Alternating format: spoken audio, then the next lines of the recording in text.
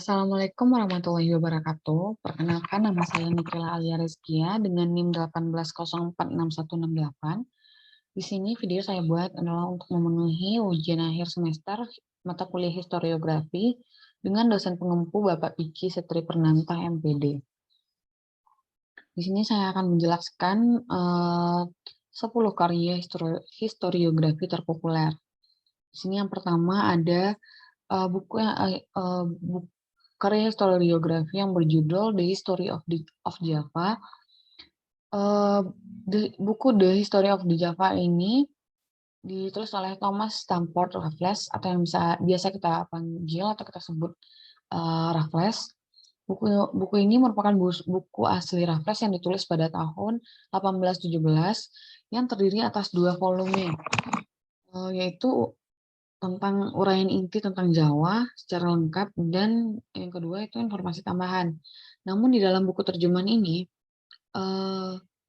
kedua volume itu telah disatukan.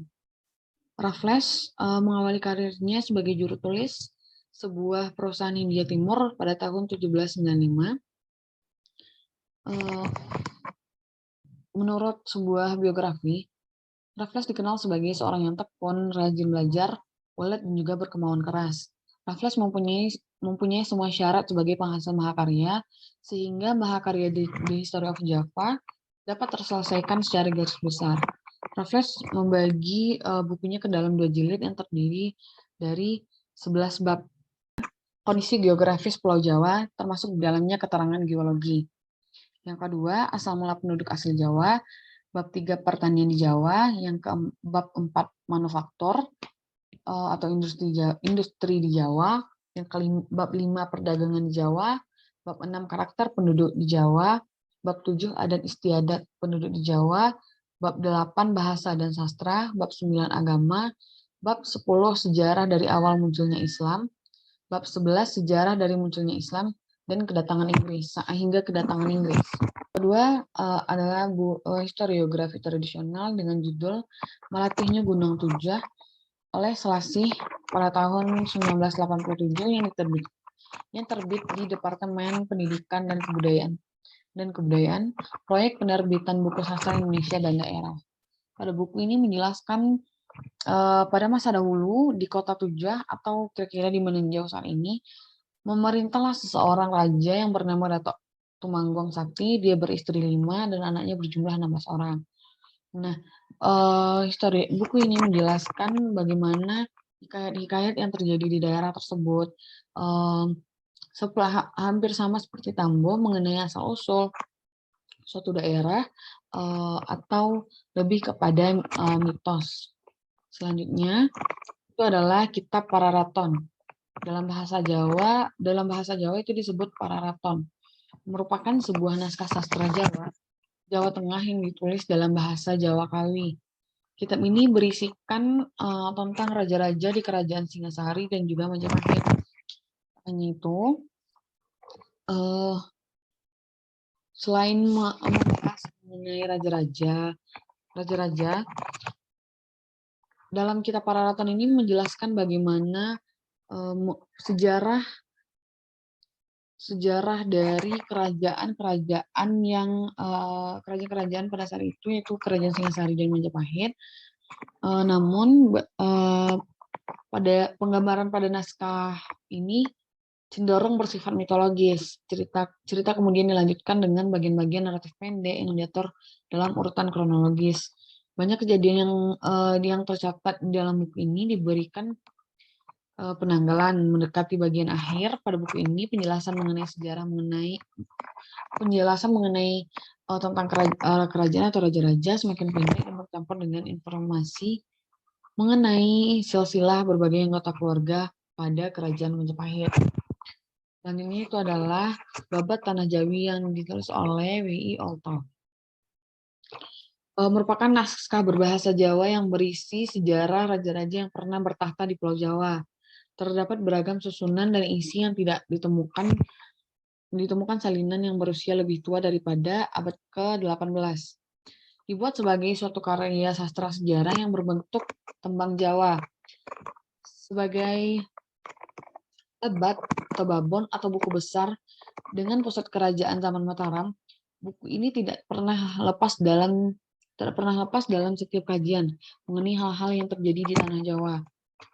Ini juga memuat silsilah raja-raja cikal bakal kerajaan dari Mataram yang juga unik dalam buku ini. Sang penulis memberikan cantolan hingga Nabi Nabi Adam dan nabi-nabi lainnya, sehingga nenek moyang raja-raja Hindu Buddha di tanah Jawa hingga Mataram Islam. Silsilah raja-raja Pajajaran lebih dahulu juga mendapat tempat. Berikutnya itu ada Kerajaan Majapahit, Demak, terus berurutan hingga sampai Kerajaan Pajang dan Mataram pada pertengahan abad ke-18. Buku ini telah dipakai sebagai salah satu babon rekonstruksi sejarah Pulau Jawa. Namun menyadari kentalnya campuran mitos dan pengkultusan, para ahli selalu menggunakan dengan pendekatan kritis. Selanjutnya itu adalah Tambo Minangkabau, budaya hukum adat di Minangkabau oleh Insinyur Edison Piliang SH, MKN, dan Nasrun Dato' Marajo Sugod. Penulis di dalam buku ini mencoba mendeskripsikan budaya dan hukum adat di Minangkabau untuk dapat disimak dan dipahami secara komprehensif oleh para pembaca, baik budaya yang terus dipelihara di ranah Minangkabau ataupun hukum-hukum adat yang tetap mempertahankan kelestariannya oleh segenap anak kemenakan di Minang itu sendiri, baik yang masih tetap tinggal di tanah leluhur masyarakat Minang, kerajaan maupun yang telah merantau. Kerajaan-kerajaan yang pernah memerintah di ranah Minang, sistem pengangkatan anak atau adopsi beserta hak dan kewajiban penghulu, syarat-syarat serta hak dan kewajiban, larangan dan pantangan bagi penghulu adat, mamak, kepala waris dikupas tuntas oleh penulis di dalam buku ini. Ini adalah Pertempuran Surabaya. Pertempuran Surabaya ini adalah pertempuran pertama setelah Indonesia merdeka. Pertempuran tentara dan milisi pro kemerdekaan Indonesia dan tentara Britania Raya dan Britania. Pada buku ini menjelaskan bagaimana awal dari mulanya Pertempuran Surabaya hingga akhir dari Pertempuran Surabaya ini sendiri dikupas tuntas di dalam buku dengan judul Pertempuran Surabaya yang terbit di Mutiara Sumber Widya. Selanjutnya itu adalah buku yang berjudul Di Bawah Bendera Revolusi yang ditulis oleh Insinyur Soekarno pada tahun 2016. Buku ini ditulis oleh Insinyur Soekarno sendiri, di mana Insinyur Soekarno seperti yang kita tahu bahwa beliau merupakan Bapak Proklamator Indonesia dan juga merupakan Presiden pertama Republik Indonesia. Hingga saat ini sejarah telah membuktikan bahwasannya Soekarno merupakan satu-satunya Presiden Republik Indonesia yang mempunyai pemikiran orisinil dan matang tentang bangsa dan negara yang dipimpinnya. Nah, di dalam buku Di Bawah Bendera Revolusi ini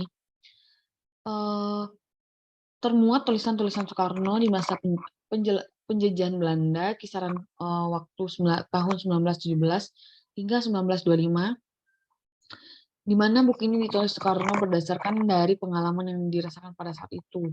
Di dalam buku ini juga memuat mengenai perjuangan yang dilakukan oleh bangsa Indonesia pada masa revolusi dan juga menjelaskan mengenai nasionalisme, Islamisme, dan Marxisme yang merupakan asas-asas yang dipeluk oleh pergerakan-pergerakan rakyat di seluruh Asia. Paham-paham inilah yang menjadi rohnya pergerakan-pergerakan di Asia pada saat itu. Rohnya pula pergerakan-pergerakan di Indonesia. Selain itu, di dalam buku ini juga memuat tulisan dengan judul subbab, di manakah tinjumu, di manakah kekuatan yang menghancurkan segala hal yang melawan. Dalam Suluh Indonesia Muda, nomor 3, Insinyur G membentangkan pendapatnya mengenai problem agrarian, yakni persoalan mengenai bagaimana kita menolong rakyat tanah Jawa dari kemerdekaan yang bertambah-tambah, dari kemerelatan yang bertambah-tambah hebatnya, dan yang terjadi karena semakin lama semakin banyak jumlah rakyat yang memakan hasil tanah Jawa tersebut. Selanjutnya, buku yang berjudul Dari Penjara ke Penjara yang ditulis oleh Tan Malaka, yang diterbitkan oleh Sega Arsy. Pakan autobiografi dari Tan Malaka, awalnya beliau enggan menulis kisah tentang dirinya sendiri. Baginya biarlah semangat dan pemikirannya saja yang diwariskan kepada generasi selanjutnya. Namun, atas paksaan dari kolega-koleganya, akhirnya Tan Malaka menuliskan sejarah hidupnya dalam sebuah autobiografi yang diberi judul Dari Penjara ke Penjara. Alasan kenapa memilih nama Dari Penjara ke Penjara tidak lepas dari pergumulan hidup tokoh revolusioner ini.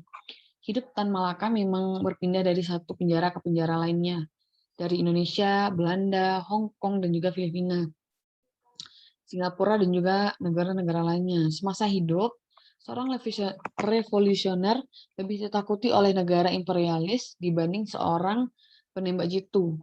Seorang penembak jitu hanya bisa menembak satu kepala, tapi seorang